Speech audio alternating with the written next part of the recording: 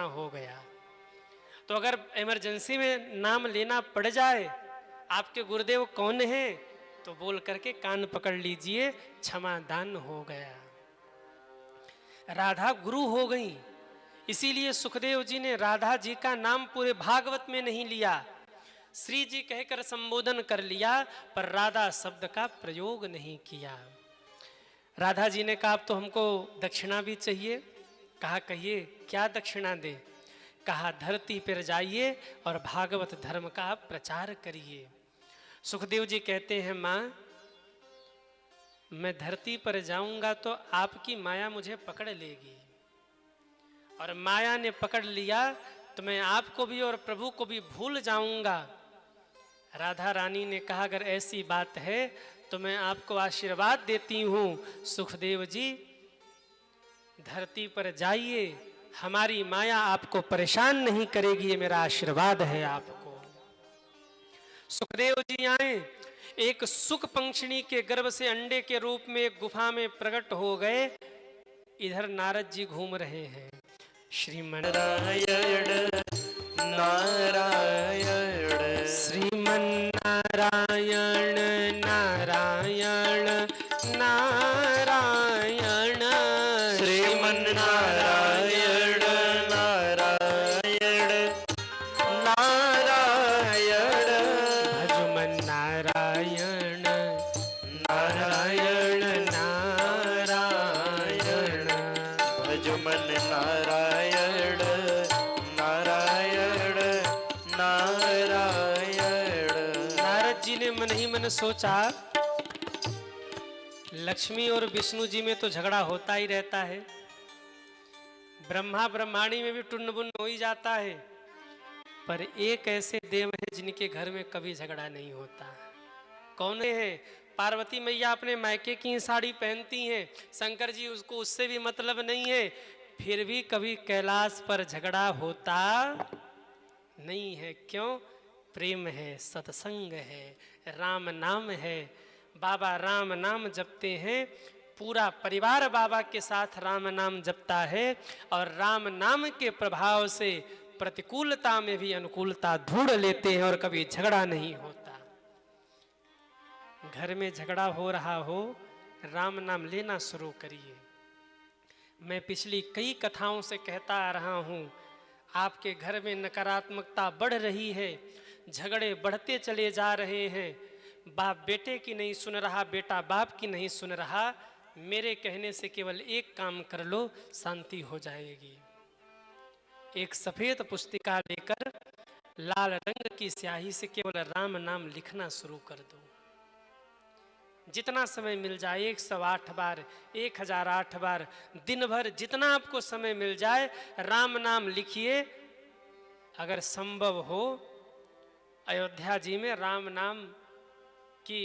नाम बैंक बना हुआ है, वहां ले जाकर जमा कर दीजिए। काशी जी में भी पुस्तिका जमा करने के लिए राम नाम बैंक है, वहां जमा कर दीजिए। या तो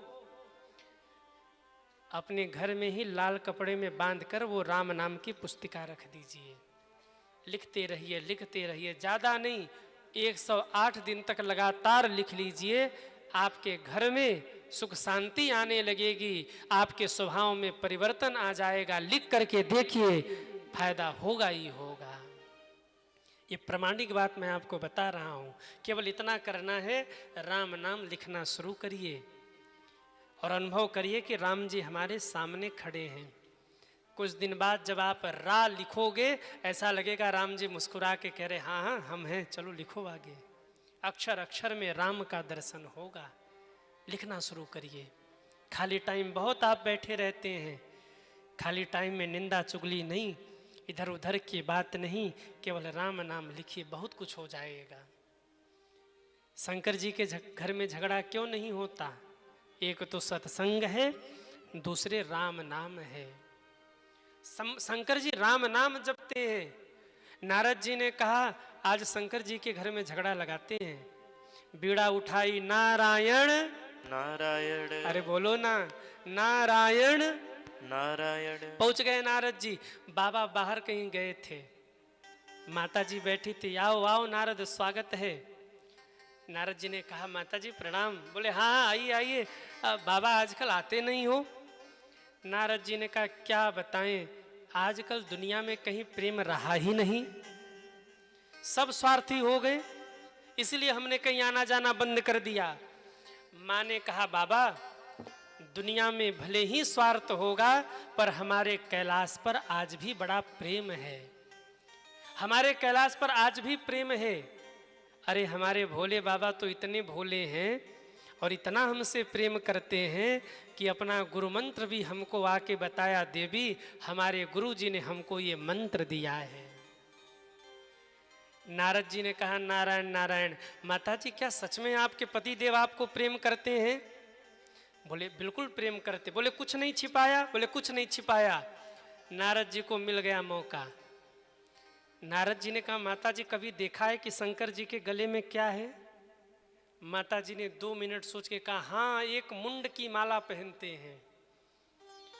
नारद जी ने कहा माता जी प्रेम करते हैं तो कभी ये बताया कि वो जो गले में मुंडों की माला पहन के घूम रहे उसमें किसके मुंड लगे हैं, कभी बताया? माता जी ने कहा वो हो ये तो बताया ही नहीं। नारद जी ने कहा तो क्या खाक प्रेम करते हैं? प्रेम करते। अरे जब यही नहीं बताया कि किसके मुंड पहन के घूम रहे तो कहाँ का प्रेम? पूछ के देखना, नहीं बताएंगे।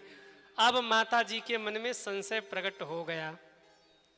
झगड़ा लगाने वाले भी परम विचित्र ही होते हैं। झगड़ा लगाकर बगल में जाके खड़े हो जाएंगे और जब घर में झगड़ा होगा तो कहेंगे देखो देखो कलयुग चल रहा, झगड़ रहे हैं सब। अरे झगड़ा लगाया किसने? तुमने ही तो लगाया। नारद जी ने कहा पूछ के देखना, बताएंगे नहीं। अब माता जी बड़े क्रोध में, आने दो भोले बाबा को, आज हम भी हालचाल करते हैं।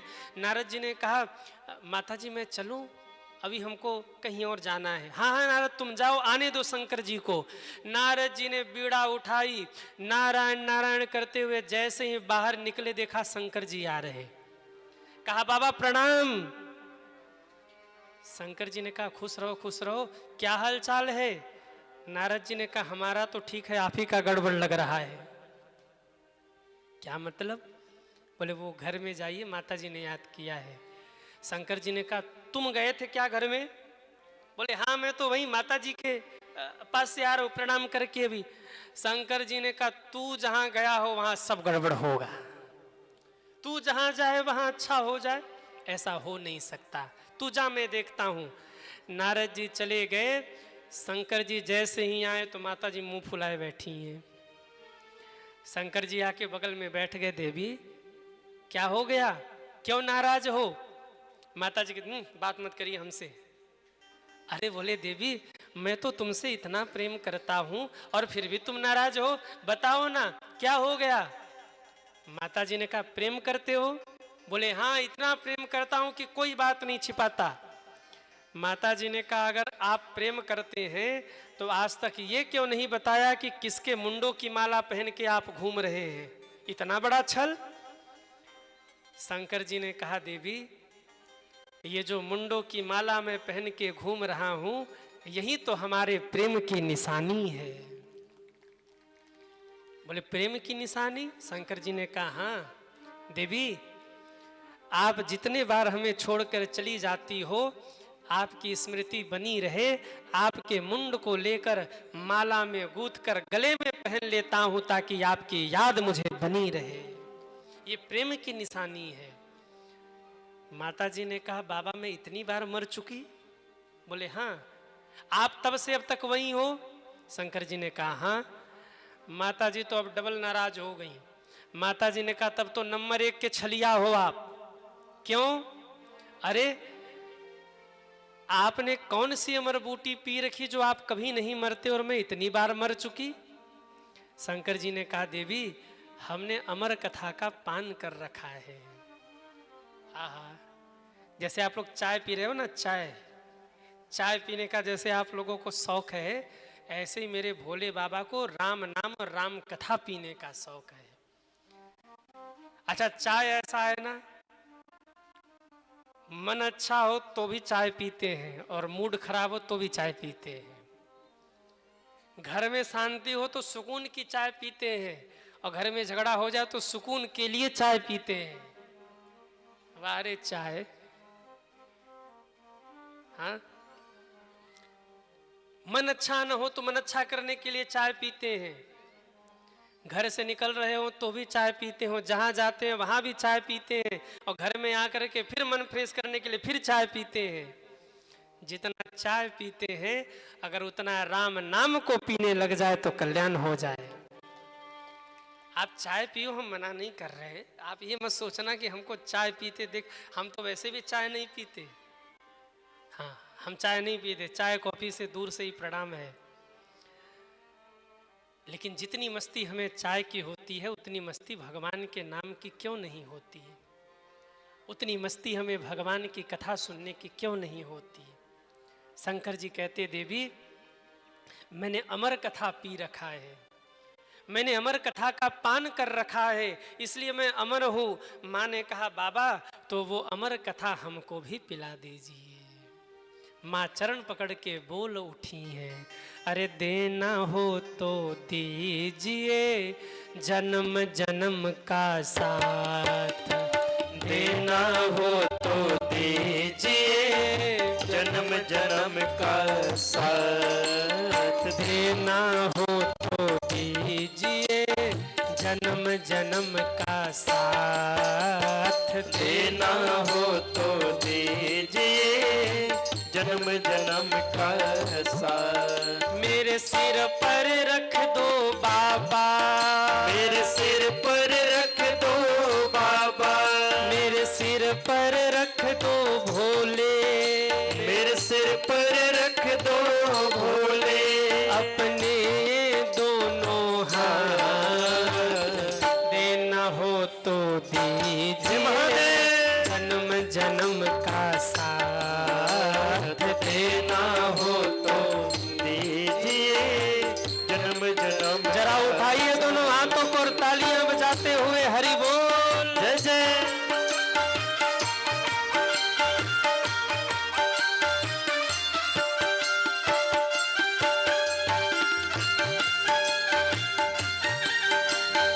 श्री राधे।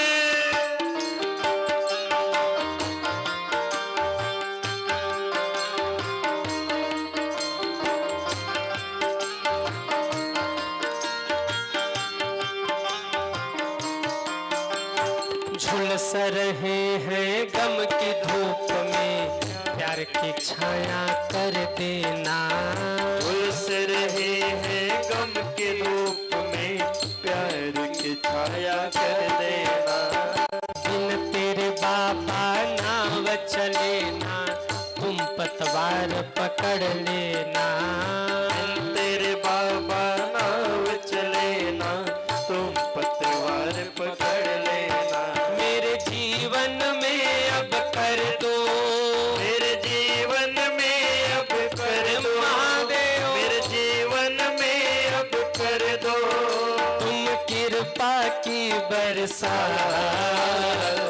देना हो तो दे महादेव जन्म जन्म का साथ, देना हो तो दीजिए जन्म जन्म का साथ, हाँ देना हो तो दीजिए जन्म जन्म का साथ, देना हो तो दीजिए जन्म जन्म का साथ, मेरे सिर पर रख दो बाबा, मेरे सिर पर रख दो बाबा, मेरे सिर पर रख दो भोले, मेरे सिर पर रख दो भोले, अपने दोनों हाथ, देना हो तो जय हो। दीजिए जन्म जन्म का साथ, देना हो तो दीजिए जन्म जन्म का कितने साथ। लोगों को बाबा का साथ चाहिए वो दोनों हाथ उठाइए और दोनों हाथ ऊपर करके कह दीजिए, देना हो तो दीजिए जय हो।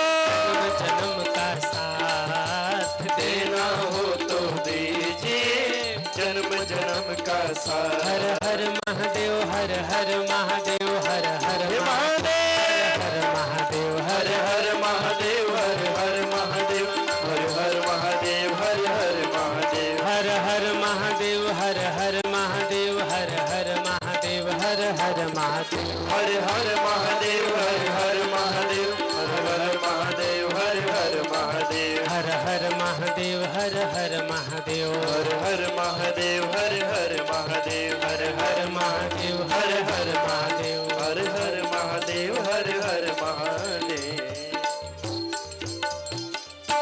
बोल शंकर भगवान की जय हो। मेरे सिर पर रख दो भोले, मेरे सिर पर रख दो, मेरे सिर पर रख दो भोले, मेरे अपने ये दोनों हाथ, देना हो तो दीजिए,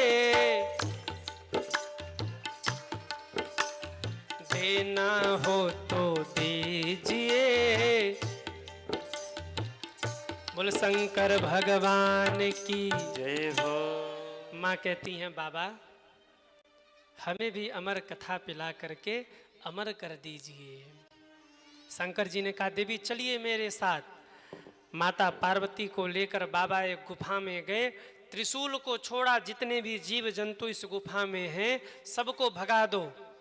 अमर कथा अति गोपनीय है। सारे जीव जंतुओं को त्रिशूल ने भगा दिया। संजोग से उस सुख पंक्षिणी ने सुखदेव जी को जो अंडे रूप में जन्म दिया था वो उस गुफा में ही रह गया। सुख पंक्षी और पंक्षिणी उड़ गए गुफा छोड़कर।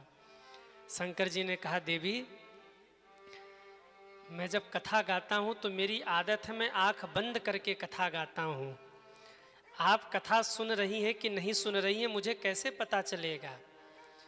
माता जी ने कहा प्रभु मैं ओम ओम कहूंगी। इनको थोड़ा दूर कर दीजिए भैया। माँ ने कहा मैं ओम ओम कहूंगी। शंकर जी ने कहा जब तक ओम ओम चल रहा मैं समझूंगा तुम कथा सुन रही हो। बाबा ने आंख बंद किया, कथा गाना शुरू किया।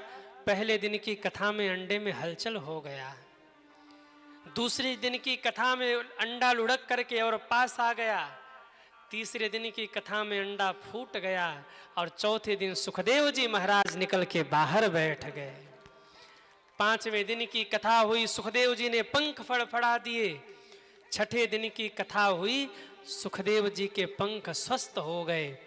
और जब सातवें दिन की कथा आरंभ हुई, श्री कृष्ण उद्धव संवाद बोल रहे शंकर जी। सुनते सुनते माता जी क्या हुआ, सो गई। कथा में निद्रा देवी सबसे पहले यहाँ आके बैठ जाती हैं। घर में डल्लभ के गद्दे पर जितनी अच्छी नींद नहीं आती ना, उससे अच्छी नींद कथा में आती है। लेकिन आप लोग नहीं सो रहे। हाँ, अपने लिए एक बार जोरदार ताली बजाओ। आप लोग सोते नहीं हो, आप लोग ध्यान से सुनते हो। पर देखो श्रोता तीन ही प्रकार के होते हैं। अच्छा बता दे कि रहने दे? अरे हाँ या ना? श्रोता तीन प्रकार के होते हैं, श्रोता, सोता और श्रोता। भैया ये जो कि जय हो। कहाँ थे हम लोग? श्रोता, सोता, श्रोता, तीन प्रकार के श्रोता होते हैं। श्रोता कौन? जो कथा का चिंतन करे, मनन करे, चिंतन करे, जीवन में उतारे, वो है श्रोता। जैसे आप लोग हैं, बड़े गंभीरता के साथ एक एक अक्षर पकड़ते हैं आप लोग। श्रोता कौन? श्रवण करे, मनन करे, चिंतन करे, जीवन में उतारे, वो है श्रोता। दूसरे नंबर के हैं, इनका नाम है सोता। सोता मतलब कथा में आए, एक दो घंटे कथा सुनी,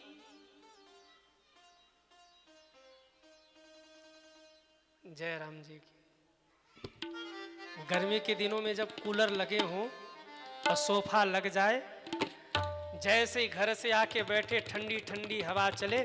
कई बार तो एसी हॉल बुक होते हैं, एसी जिसके सिर पे लग जाए और मई जून की गर्मी हो, वाह हा हा।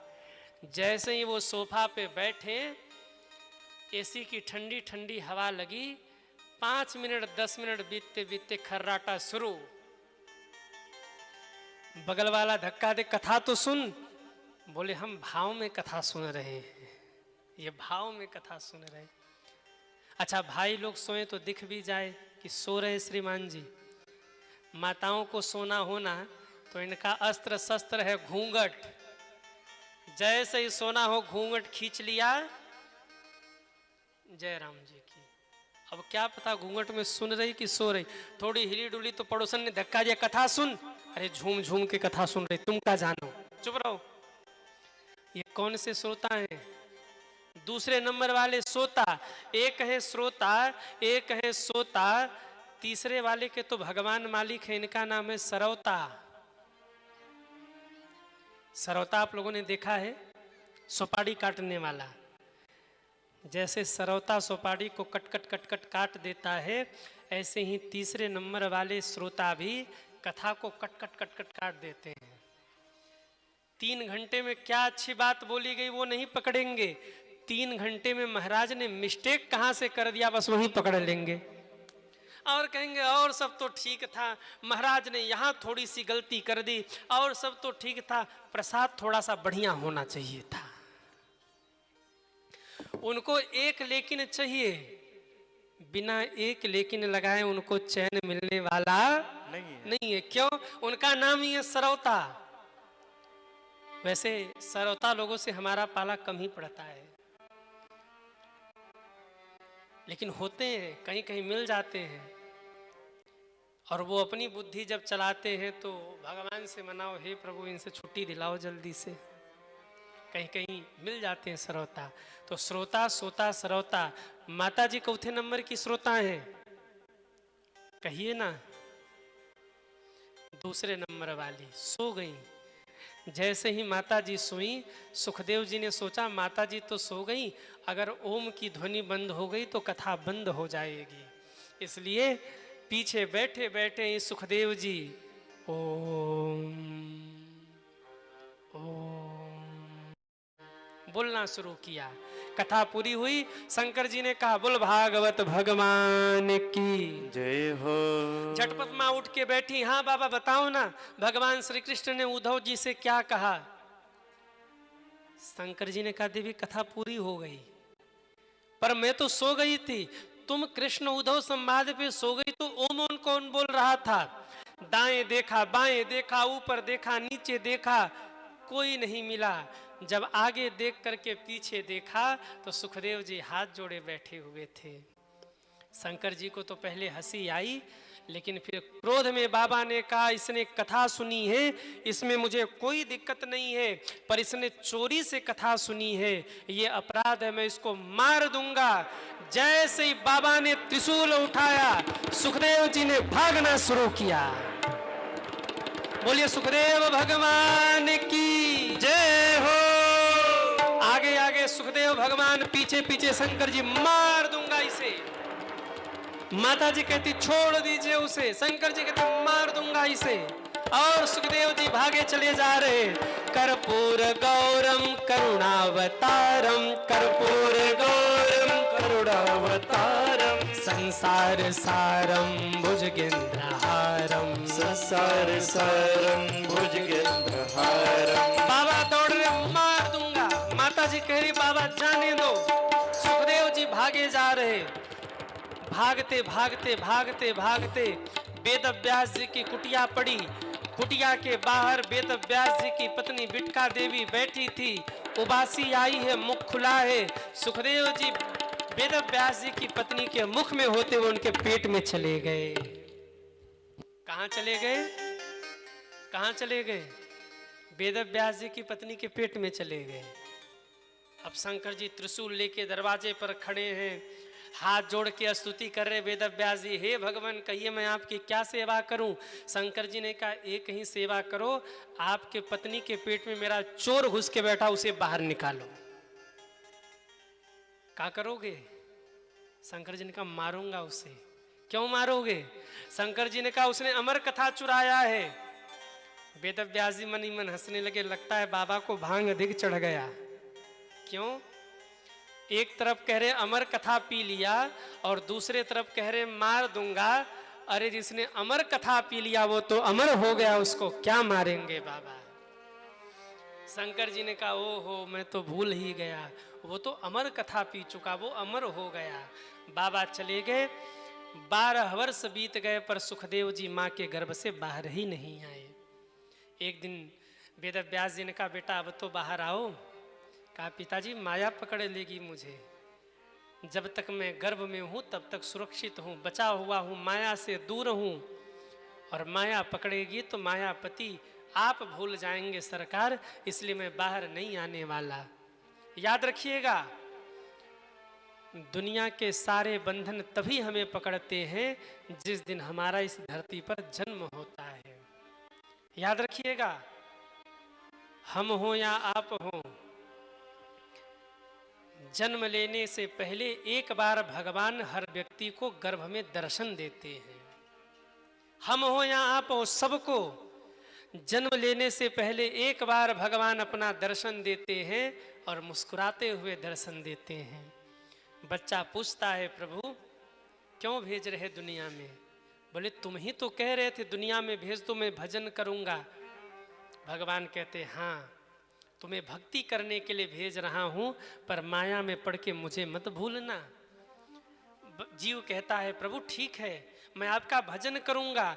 जैसे ही बालक का जन्म होता है, माया उसे आकर घेर लेती है, बच्चा जोर से रोता है कहाँ कहाँ कहाँ, मतलब कहाँ आ गया, कहाँ आ गया, कहाँ आ गया, मैं तो वहीं बढ़िया था। क्यों? कम से कम भजन तो हो रहा था। अब ये दुनिया वाले आएंगे, कोई खींचेगा, कोई नोचेगा, कोई गोद में लेके खिलाएगा, कोई मेला लेके घूमने जाएगा, कोई टॉफी देगा, और जगत के प्रपंच में पड़ के हम उनको भूलेंगे जिनका दर्शन करके आए हैं। इसलिए बच्चा रोता है कि हाँ मैं कहाँ आ गया। माया में पड़ करके व्यक्ति फिर मायापति को भूल जाता है। याद रखिए, जब माँ के गर्भ में बालक होता है ना, बिच्छू डंक मारे इतनी पीड़ा उसे हमेशा होती है, क्योंकि माँ के गर्भ में जब तक शरीर में चमड़ी न होना, माँ जरा भी तीखा खाती है बच्चे को सीधे जाकर ऊपर लगता है। थोड़ा सा हाथ कट जाए और उस पर थोड़ा सा मिर्च और नमक गिर जाए, कितनी पीड़ा होती है। जब तक चमड़ी का निर्माण नहीं हुआ बालक के ऊपर, गर्भ में बालक है, माँ जो कुछ भी खाती है, तीखा, खट्टा, नमक, कुछ भी खाए, सीधे जाकर बच्चे के शरीर पर लगता है, तड़पता है, चीखता है, चिल्लाता है, पर करे क्या? 9 महीने उसको सहना है, उसी में रहना है। और जन्म लेते समय बालक को उतनी पीड़ा होती है, 1000 बिच्छू डंक मारे, इतनी पीड़ा जन्म लेते समय और मरते समय होती है।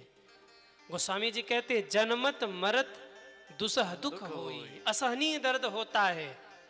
जब बालक जन्म ले और मरे, मृत्यु और जन्म दोनों ही समय असहनीय दर्द होता है बालक को, वो कुछ कर नहीं पाता।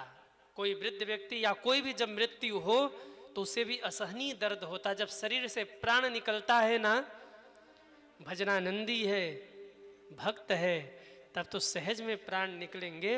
और अगर उसने जरा भी पाप किए हैं तो 1000 बिच्छू डंक मारे, एक बार उतनी पीड़ा होती है और तड़प करके उसके प्राण निकल जाते हैं। अब आप समझिए, एक बिच्छू डंक मारे तो कितनी पीड़ा होती है। जब 1000 बिच्छू एक साथ डंक मारेंगे तो कितनी पीड़ा होती होगी, आप अनुभव कर लीजिए। कहा मैं बाहर आऊंगा तो माया मुझे पकड़ लेगी भगवान। भगवान ने कहा सुखदेव जी आप बाहर आइए, मेरी माया आपको परेशान नहीं करेगी।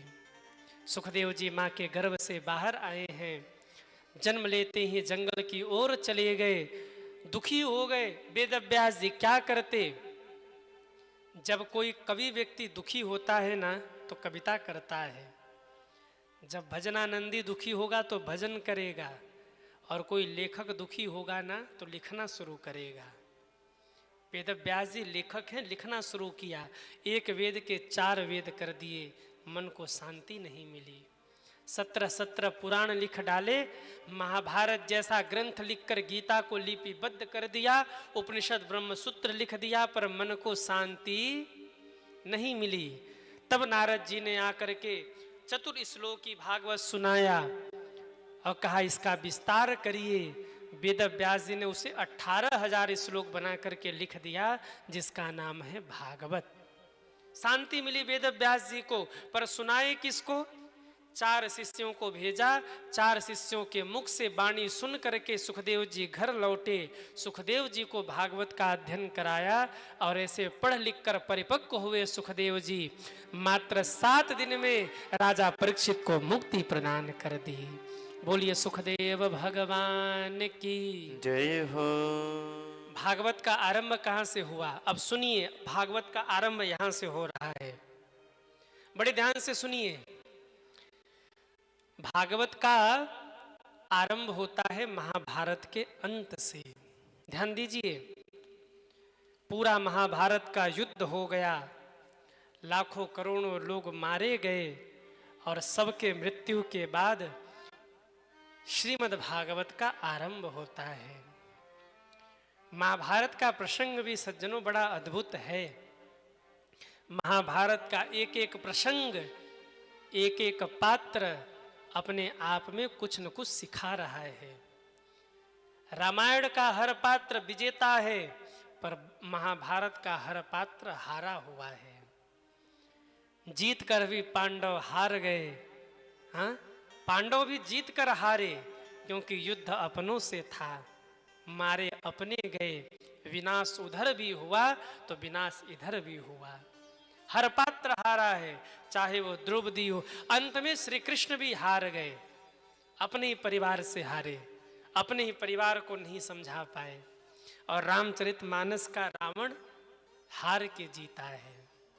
कहता है, हे राम, जीता रहा तो लंका में आपको घुसने नहीं दिया, और जा रहा हूं तो भी आपको घुसने नहीं दूंगा। क्यों? मेरा भाई विभीषण मैंने पहले ही लात मार के निकाल दिया। मैं जानता था ये भजनानंदी है, लंका में रहेगा, मेरी तरफ से युद्ध करते हुए मारा जाएगा। कम से कम एक तो दिया जलाने वाला रहे, भाग जाए यहाँ से। और सुन लो राम जी, जब मैंने डांट करके विभीषण को भगाया, सब मुझे गाली दे रहे थे, पर मैं खुश हो रहा था, क्योंकि उस दिन रावण की विजय हो गई जब विभीषण जाके आपके चरणों में गिरा था। मरने के बाद भी मेरा भाई विभीषण ही राज्य करेगा। अयोध्या के राम लक्ष्मण भरत और शत्रुघ्न यहाँ पर राज्य करने नहीं आएंगे। रावण भी युद्ध के बाद, हारने के बाद जीत गया। महाभारत के एक पात्र हैं कर्ण। बड़े अद्भुत पात्र हैं कर्ण सज्जनों। कर्ण पर जितना बोला जाए उतना ही कम है। इन जैसा वीर योद्धा और इन जैसा दानी न तो हुए न होंगे। क्या अद्भुत योद्धा था कर्ण, आप अनुभव करिए।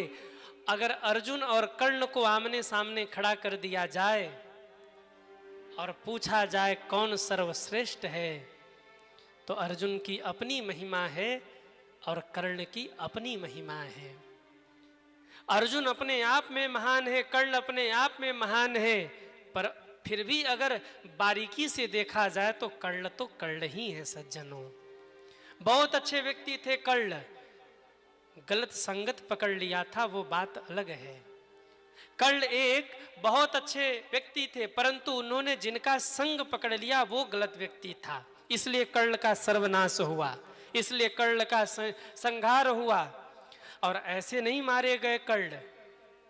कर्ण को मारने के लिए महाभारत में कई कई संयोग को मिलाना पड़ा। इतना वीर योद्धा महाभारत का ये पात्र कर्ण, इसे मारना इतना आसान नहीं था। कर्ण को मारने के लिए कई कई संयोग एकत्रित करने पड़े, तब जाकर के कर्ण मारे गए। कहते हैं जब युद्ध हो रहा था, जब कर्ण बाण मारे तो अर्जुन का रथ 12 हाथ, जब कर्ण बाण मारे तो अर्जुन का रथ 2 हाथ पीछे हट जाता था, और जब अर्जुन बाण मारे तो कर्ण का रथ 12 हाथ पीछे हट जाता था। भगवान जब इस दृश्य को देखते कहते वाह कर्ण वाह, क्या अद्भुत युद्ध कर रहे, वाह कर्ण वाह। अर्जुन से रहा नहीं गया। अर्जुन ने कहा प्रभु वो बाण मारता है तो मेरा रथ 2 हाथ पीछे हटता है, मैं बाण मारता हूं तो उसका रथ 12 हाथ पीछे हटता है, फिर भी आप उसकी प्रशंसा कर रहे हैं, मेरा युद्ध कौशल आपको दिखाई नहीं दे रहा। भगवान मुस्कुराकर बोले तू अकेले युद्ध थोड़ी कर रहा है। तो बोले ऊपर देख, ध्वज के ऊपर हनुमान जी ध्वजा पकड़ के बैठे हैं, पहिए में देख शेषनाग पहिए को पकड़ के बैठे हैं, और स्वयं मैं नारायण तुम्हारे रथ को संभाल करके बैठा हूं, फिर भी ये बाण मारता है तो 2 हाथ पीछे तुम्हारा रथ हट रहा है। जरा सोचो जब मैं हट जाऊंगा तो तुम्हारा क्या हाल होगा। उसके साथ कोई नहीं है, फिर भी तुम्हारे बाण से 12 हाथ पीछे उसका रथ हट रहा है, और तुम्हारे साथ स्वयं मैं लगा हूं, जगन्नाथ लगा है, द्वारिकाधीश तुम्हारे साथ खड़े हैं, रथ को पकड़े हैं, फिर भी 2 हाथ तुम्हारा रथ पीछे हट रहा है। अब समझ लो कि कर्ण कैसा योद्धा है। सज्जनों, दानवीर ऐसे हैं कर्ण, पता है युद्ध होने वाला है, रूप बदल करके इंद्र आ गए कवच कुंडल मांगने के लिए। पता है युद्ध होना है, और ये भी पता है कि ये जो ब्राह्मण वेश में खड़े हैं ये स्वयं इंद्र हैं, जो अर्जुन को बचाने के लिए मेरा कवच कुंडल मांगने आए हैं। क्योंकि इंद्र के आने के पहले सूर्य भगवान बोल गए थे कर्ण बच के रहना, इंद्र छल करने आ रहे, तुम्हारा कवच कुंडल मांगेंगे। फिर भी दानवीर ऐसा कि जब हाथ फैला दिया देवराज इंद्र ने, जानते हैं कि मैं मार दिया जाऊंगा अगर कवच कुंडल दे दिया, फिर भी छुरी निकाल करके कवच कुंडल निकाला है और प्रदान करके अपनी मृत्यु को स्वीकार कर लिया। ऐसे दानवीर थे कर्ण। सज्जनों, ये पूरे जीवन भर सोचते रहे मैं किसका पुत्र हूं। कर्ण पूरे जीवन यही सोचता रहा मेरी मां कौन है, और एक बार कोई पुत्र कह दे इसके लिए जीवन भर कर्ण तरसता रहा। और मेरे भाई बहन, उसको पता भी कब चला कि मैं किसका बेटा हूं, जब युद्ध की ठहर गई। युद्ध की ठहर गई है तब उसे बताया जा रहा है कि तुम कुंती पुत्र हो, पांडव तुम्हारे भाई हैं। जरा सोचिए उस कर्ण पर क्या बीती होगी। युद्ध सामने है और बताया जा रहा है कि पांडव तुम्हारे भाई हैं, जिनसे तुम युद्ध करोगे, जिन पर तुम बाणों की वर्षा करोगे, वो तुम्हारे सगे भाई हैं। क्या बीती होगी कर्ण पर। जब से युद्ध कौशल में प्रवीण हुए तब से आज तक कर्ण ने एक एक बाण को संभाल के रखा था कि अर्जुन को मारूंगा, और युद्ध के कुछ दिन पहले, 2 दिन 4 दिन पहले उन्हें यह बता दिया जाता है कि अर्जुन तुम्हारे भाई हैं। क्या बीती होगी, मनोबल तोड़ा गया। और ऐसे योद्धा युद्ध से एक दिन पहले शिविर में कर्ण युद्ध की तैयारी कर रहे, देखा सामने एक देवी आकर खड़ी हुई, और यह देवी कोई और नहीं स्वयं कुंती माता थी। प्रणाम किया, और जब प्रणाम किया तो कुंती मां कहती हैं, हे पुत्र, मैं तुम्हें बताने आई हूं कि तुम्हारी माता कौन है। कर्ण के आंखों से आंसुओं की धारा बहने लगी। पहले से पता है क्योंकि भगवान श्री कृष्ण बता चुके हैं। कहा बताइए मां, कौन है वो मां जिसने मुझे जन्म दिया, किसका मैं पुत्र हूं। कुंती मां रो के कहती है, कर्ण, तुम जिस मां को ढूंढ रहे थे वो अभागी मां मैं ही हूं, आज तुम्हारे सामने खड़ी हूं। क्या बीती होगी। कल युद्ध होना है और आज बताया गया कि मैं तुम्हारी मां हूं। हाथ जोड़कर कहा, मां, ये बात आप उस दिन भी तो बोल सकती थी जिस समय भरे समाज में मेरा अपमान किया जा रहा था। कुंती मां कहती, कर्ण, उस दिन तो मैं मूर्छित हो गई थी। कर्ण छाती पीट कर रोए, पा मां पर मेरा क्या दोष, मेरा क्या दोष, मां मुझे बताओ मेरा क्या दोष है जो जीवन भर मुझे ताना दिया गया। कुंती रो के कहती है, कर्ण, अब उसका समय नहीं है, मैं तुमसे कुछ मांगने आई हूं। कर्ण ने जैसे ही सुना उठ के खड़े हो गए, मां, मैं जीवन भर ये सोचता रहा कि मुझे जन्म देने वाली माँ जब मुझे मेरे सामने आएगी और अपनी तरफ से कहेगी कि तू मेरा बेटा है, तो हाथ फैलाकर उसका वात्सल्य मैं मांगूंगा। पर माँ, बचपन से दानवीर रहा हूँ, मुझे क्या पता था कि आज युद्ध के पहले मेरी माँ से मैं कुछ मांगूं, इसके पहले मेरी माँ मुझसे कुछ मांगने आएगी। पर हे माँ, मांगो, ये कर्ण तुम्हें निराश नहीं करेगा। माँ मांगी, आपको क्या चाहिए? माँ बोली, बेटा तुम अपने भाइयों को मत मारना। कर्ण भावुक हो गए, माँ मैं ये तो नहीं कह सकता कि मैं अपने भाइयों को नहीं मारूंगा, पर इतना वादा जरूर करता हूँ, दुनिया आपको 5 पुत्रों की माता कहती है, और हे माँ, वो 5 की संख्या मैं युद्ध के आखिरी तक कम नहीं होने दूंगा, ये मेरा वचन है आपको। महाभारत के युद्ध के बाद भी वो 5 की संख्या आपकी बनी रहेगी माँ। मैं आपको वचन देता हूँ, अगर आपके 4 पुत्र मेरे सामने आए, उनका वध नहीं करूंगा, पराजित करके उन्हें विदा कर दूंगा, पर अगर अर्जुन आ गए तो मेरे बाण अर्जुन को छोड़ेंगे नहीं। पर माँ, जिस दिन मेरे बाण अर्जुन को मारकर धरती पर गिराएंगे, उसी दिन ये कर्ण धनुष बाण फेंक देगा और भरे समाज में छाती पीट कर कहेगा, मैं कुंती पुत्र हूं और पांडव मेरे भाई हैं। उसी दिन युद्ध का मैं विराम कर दूंगा। माँ, 5 की संख्या बनी रहेगी, अर्जुन गए तो कर्ण बचेगा और कर्ण गए तो अर्जुन बचेगा। बाकी 4 भाई जो हैं, युधिष्ठिर, भीम, नकुल, सहदेव, इनका बाल भी बाका नहीं होने दूंगा, ये मेरा वचन है। ऐसे पात्र थे कर्ण सज्जनों। और कर्ण को अर्जुन ने नहीं मारा, कर्ण को भगवान श्री कृष्ण ने मरवाया। एक श्राप से नहीं मरे, 3 श्राप लगा था कर्ण को, तब उनकी मृत्यु हुई। पहला श्राप ये था, पहले तो कोई शिक्षा देने को ही तैयार नहीं था, और जब परशुराम जी ने शिक्षा दी और पता लगा कि ये क्षत्रिय बालक नहीं है और मैं केवल क्षत्रिय बालकों को शिक्षा दे सकता था, तो श्राप दिया, युद्ध के उस समय तुम अपनी विद्या भूल जाओगे जिस समय तुम्हारे युद्ध का सबसे प्रमुख दिन होगा। जब तुम्हें अपने विद्या की विशेष आवश्यकता होगी विद्या की, तब तुम अपनी विद्या भूल जाओगे। पहला श्राप लगा। दूसरा श्राप, एक दिन बाणों का अभ्यास करते हुए एक ब्राह्मण की गैया मारी गई। ब्राह्मण ने रो के कहा था, कर्ण आज तुमने मेरी गैया को धरती पर मारकर गिराया है, मेरा श्राप है, जब जीवन का सबसे महत्वपूर्ण युद्ध तुम कर रहे होगे, तुम्हारे रथ का पहिया धरती में धंस जाएगा जो तुम निकाल नहीं पाओगे। और तीसरा श्राप, एक बार धरती माँ का अपराध हुआ था।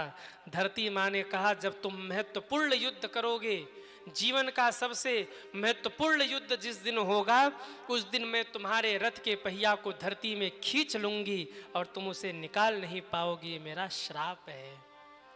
इतने श्राप मिले और भगवान ने चाहा, बार बार अपमानित किया गया, बार बार मनोबल तोड़ा गया, तब जाकर के कर्ण मारे गए।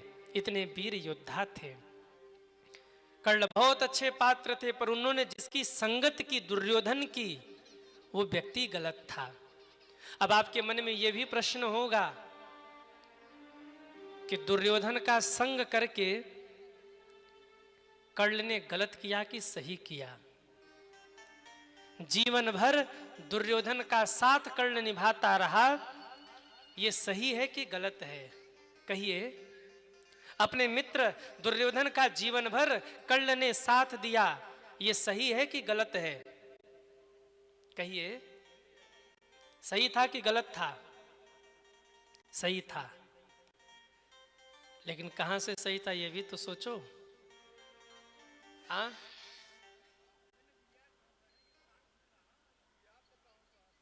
वाह। अब सुनिए, 2 मिनट मेरी भी बात सुनिए। बाबूजी कह रहे कि वचन दिया था कि मैं साथ निभाऊंगा और साथ निभाया, पर मैत्री धर्म का एक नियम और होता है। मैत्री धर्म का नियम ये है कि जब तक आप धर्म करेंगे तब तक हम आपके साथ हैं, और जब आप अधर्म करेंगे तो हमारी आपकी मित्रता वहीं समाप्त हो जाएगी। मैत्री धर्म का ये नियम है। भरे समाज में जिस समय द्रौपदी के वस्त्रों का हरण हो रहा था, उस समय कर्ण ने भी अपशब्द कहा था। चाहता तो वो विरोध कर सकता था, मित्र ये गलत है, कुलवधू के वस्त्रों का हरण करना ये गलत है। और अगर इतना ही वो समझदार था, समझदार तो थे ही कर्ण, लेकिन केवल मित्र का साथ देने के चक्कर में न तो विरोध किया न तो सभा छोड़ कर गए। चाहते तो ये भी कर सकते कि मित्र मैं तुम अच्छा करोगे तो तुम्हारे साथ हूं, पर अगर इस प्रकार का कृत्य करोगे तो मैं तुम्हें समझा रहा हूं, और नहीं मानोगे तो मित्रता नहीं तोड़ रहा पर मैं ये सभा छोड़ कर जा रहा हूं। शास्त्र कहता है पाप का विरोध करिए, और विरोध नहीं कर पा रहे हैं, रिश्तों को बचाना है तो वो सभा छोड़ दीजिए जिस सभा में पाप हो रहा है। कर्ण चाहते तो विरोध भी करते, और नहीं मानता दुर्योधन तो साथ छोड़ देते। बोले अब तू मेरा मित्र तो है, बाद में मित्रता कर लेंगे, पर इस समय मैं सभा छोड़ के जा रहा हूं क्योंकि ये अनुचित हो रहा है। मित्र कौन है? जो अपने मित्र को सदमार्ग पर चलाए वही सच्चा मित्र है। जो अपने मित्र को कुमार्ग पर जाते हुए देखकर न रोके वो मित्र नहीं, सबसे बड़ा शत्रु है सज्जनों। और कर्ण केवल इसलिए, कर्ण का दुख क्या था? उसे अपमानित होना पड़ता क्योंकि वो कहीं का राजा नहीं, राजकुमारों के साथ बैठ नहीं सकता, और दुर्योधन ने इसी का तो फायदा उठाया, अंग देश का राजा बना दिया। बोले अब मैंने तेरे ऊपर एहसान कर दिया, अब तुम मित्रता के नाम पर जीवन भर मेरे साथ जुड़े रहो। एक उपकार करके जीवन भर साथ जोड़ करके रखा। दुर्योधन की ये चालाकी थी, जानता था कर्ण बहुत महान योद्धा है, इसके समान इसके सामने खड़े होने वाला कौन है? पिता में भीष्म अर्जुन कुछ गिने चुने योद्धा हैं जो इसके सामने खड़े हो सकते हैं। कर्ण को मिलाने के लिए एक एहसान कर दिया, और एक एहसान के बल पर जीवन भर पाप करता रहा, और कर्ण को उसी में दुर्योधन घसीटता रहा। कर्ण से गलती क्या हो गई? बोले ये गलती हुई कि दुर्योधन के एक एहसान को जीवन भर धोते रहे। वो ये नहीं समझ पाए कि अगर दुर्योधन गलत कर रहा है तो मैं उसका गलत में साथ न दूं, क्योंकि मित्र का ये धर्म है, जब मित्र गलत मार्ग पर जाए तो उसे रोके। मित्र वो नहीं है जो कहे आजा मैं पाप कर रहा हूं तू भी पाप कर ले। मित्र तो वो है जो मित्र के हाथ को पकड़कर कथा में ले जाए, सत्संग में ले जाए, धर्म स्थान पर ले जाए और धर्म करा के उसका कल्याण करा दे। आप में से बहुत भाई लोग ऐसे होंगे जो आना नहीं चाहते होंगे, पर आपके मित्र आपको लेके आए होंगे कि चलो कथा सुनाएं। वो सबसे बड़ा आपका मित्र है जो आपको कथा में लेकर जाए। वो आपका मित्र नहीं हो सकता जो आपको अधर्म पर लेकर जाए। मित्र धर्म तो निभाते रहे कर्ण, पर ये भूल गए कि मित्र धर्म सच्चा होता क्या है। अच्छे कामों में साथ देते और बुरे कामों में विरोध कर देते। मित्र ये गलत है, यहाँ मैं तुम्हारे साथ नहीं रहूंगा, लेकिन गलत कामों में भी सहमति देते गए। यही कारण है कि भगवान ने कर्ण को भी मरवाया कि तुमने पाप में सहयोग किया है, और पाप करने वाला जितना दंडनीय होता है, पाप को देखने वाला और वहां रहने वाला भी उतना ही दंडनीय होता है। सहमति करने वाला भी उतना ही दंडनीय होता है। ये कथा कहना चाहती है हर किसी का एहसान मत लीजिए, नमक रोटी खाकर जी लीजिए, पर हर समय हर किसी का एहसान मत लीजिए, क्योंकि गरीबी 4 दिन की होती है और एहसान पूरे जीवन का होता है। गरीबी तो कल को समाप्त भी हो जाएगी, पर दुर्योधन जैसे व्यक्ति का एहसान अगर आपने ले लिया तो वो एहसान जीवन भर समाप्त होने वाला नहीं है। हाँ, एहसान लेना ही है तो किसी अच्छे व्यक्ति का लो, या विशेष विपत्ति आ जाए तो एहसान लीजिए। हर समय किसी का एहसान मत लीजिए। कभी कभी भूल चूक से लिया गया एहसान आपके ऊपर भारी पड़ सकता है। कर्ण ने एक एहसान लिया था कि अंग देश का राजा बना दिया दुर्योधन ने, और उसी चक्कर में जीवन भर उसके साथ लगा रहा कि इन्होंने मेरे ऊपर उपकार किया है, अब मैं अपना धर्म निभाऊं, मर जाऊंगा पर दुर्योधन का साथ नहीं छोड़ूंगा। अरे मत छोड़ते साथ, पर गलत काम में विरोध तो कर सकते थे। भरी सभा में ये तो कह सकते थे दुर्योधन तू गलत कर रहा है, द्रौपदी चीरहरण ये न्याय नहीं है, ये धर्म नहीं है, विरोध कर सकता था।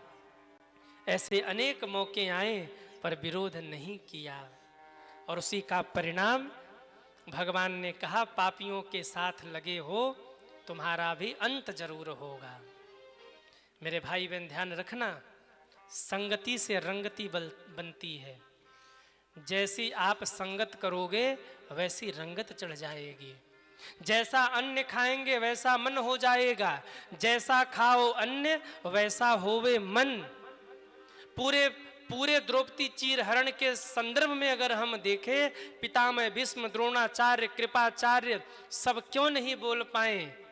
क्योंकि सब ने दुर्योधन का अन्न खाया था, सबको अन्न दोष लगा था, बुद्धि मलिन हो गई थी, चाह कर भी कुछ नहीं बोल पाए। ये कहता है कि पितामह ये ज्ञान उस समय कहाँ गया था जब मेरे वस्त्रों का हरण हो रहा था, आप भी होते उस समाज में, तब क्यों नहीं बोले?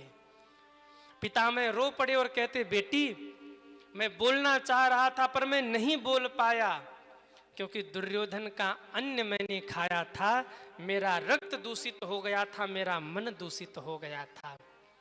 तो द्रौपदी माँ ने फिर प्रश्न किया, अब ये बुद्धि कहाँ से आ गई? बोले बेटी रोम रोम में बाण लगा है, अर्जुन ने इतने बाण मारे हैं कि पूरे शरीर का रक्त निकल के बह गया शरीर से, और गंदा रक्त शरीर से बह गया तो मेरा मन विरक्त हो गया, और जब मन विरक्त हो गया तो मुझे मेरे ज्ञान का स्मरण हो गया। जैसा खाइए अन्न वैसा होगा मन, जैसा पियो पानी वैसी बोलो बानी, जैसा रखो विचार वैसा दिखे संसार, और जैसी करो संगत वैसी चढ़े रंगत। अन्न सोच समझ के खाइए, संगत सोच समझ के करिए, नहीं तो अगर आपने गलत व्यक्ति की संगत कर ली तो अंत समय में पछताना ही पड़ेगा। अंत समय में पछताने से भी क्या होगा, फिर पछताइए होत का जब चिड़िया चुग गई खेत। किसी ने बड़ा प्यारा गाया, जो बीत गए दिन वो जमाने नहीं आते। आज का दिन जो आपके जीवन से बीत गया ये कल लौट के नहीं आएगा। जो क्षण आज बीत रहा है वो कल लौट के नहीं आएगा। जो बीत गए दिन वो जमाने नहीं आते, आते हैं नए लोग पुराने नहीं आते, आते हैं नए लोग पुराने नहीं आते। जो बीत गए दिन वो जमाने नहीं आते। जो बीत गए दिन वो जमाने नहीं आते। हरि बोल, जय बोल।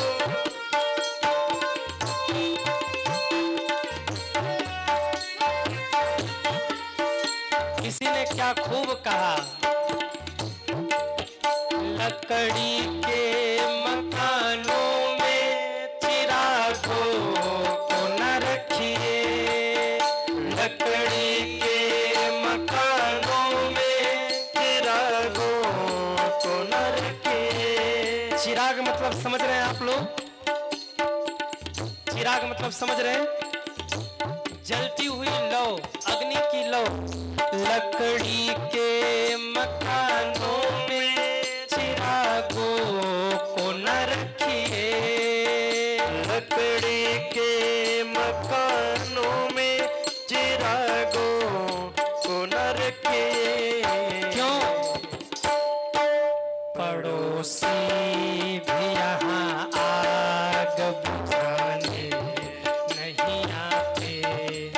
पड़ोसी भी यहाँ आग बुझाने नहीं आते।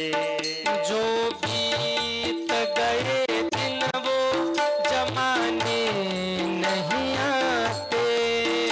जो बीत गए दिन वो जमाने नहीं आते। आते हैं नए लोग पुराने नहीं आते। आते हैं नए लोग पुराने नहीं सभी तालियां सेवा करते हुए हरि बोल। श्री राधे।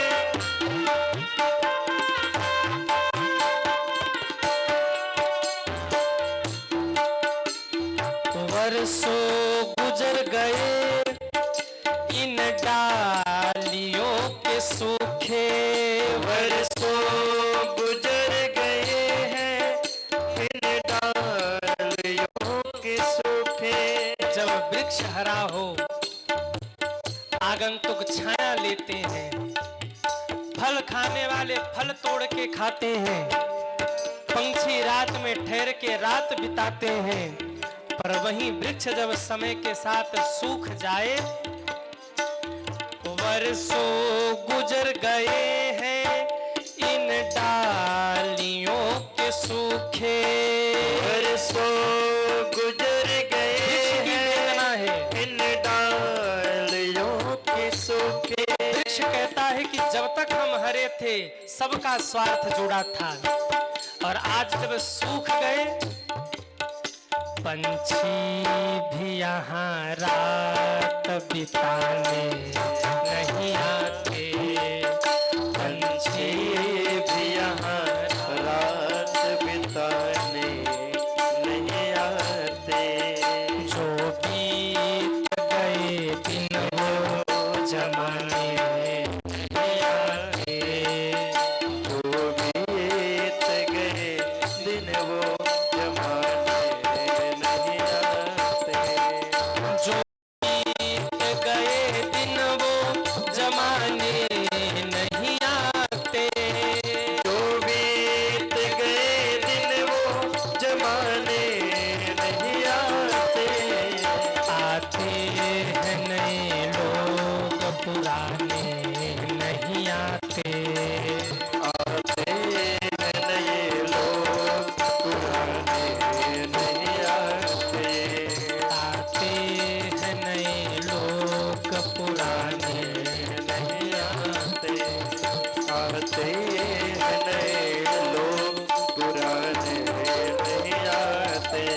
पुराने नहीं आते। जमाने नहीं आते।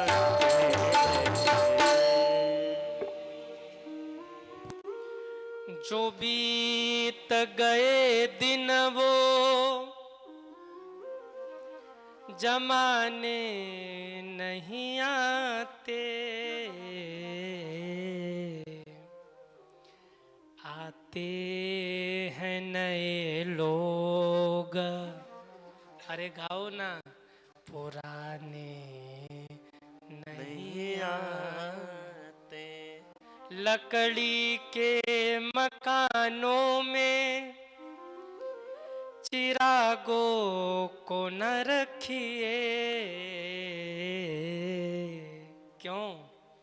आग लगने पर पड़ोसी भी यहाँ आग बुझाने नहीं आते। वृक्ष की वेदना। वर्षों गुजर गए हैं इन डालियों के सूखे। जब तक स्वार्थ था सब आते थे। कोई फल तोड़ के खाता था, कोई छाया लेता था, कोई पंछी आके बैठकर घोंसला बना के रात गुजारते थे सब। पर आज वर्षों गुजर गए हैं इन डालियों के सूखे पंछी भी यहाँ रात बिताने नहीं आते। किसी शमशान के बाहर लिखा था, मंजिल तो तेरी यहीं थी, तमाम वक्त गुजारे तूने आते आते। मंजिल तो तेरी यहीं थी, तमाम वक्त गुजारे तूने आते आते। अरे तेरे अपनों ने तुझे क्या दिया, तेरे अपनों ने ही जला दिया तुझे जाते जाते। वीरानों की मेहमां है शमशान अपनी मंजिल, अंत में पंछी भी यहाँ शोर मचाने नहीं आते। अपने भी यहाँ शोर मचाने नहीं आते। शमशान में कितनी देर तक कोई रहता है? जब तक चिता जली तब तक खड़े हैं, चिता जल के शांत हुई सब चले जाते, दोबारा लौट के पूछने नहीं आते वो राख कहाँ गई जो जल के भस्म हुई थी। अपने भी यहाँ शोर मचाने नहीं आते। महाभारत का युद्ध विश्राम हुआ। भीम ने अपनी गदाओं से दुर्योधन की जांघाओं को तोड़ दिया। दुर्योधन धरती पर पड़ा करा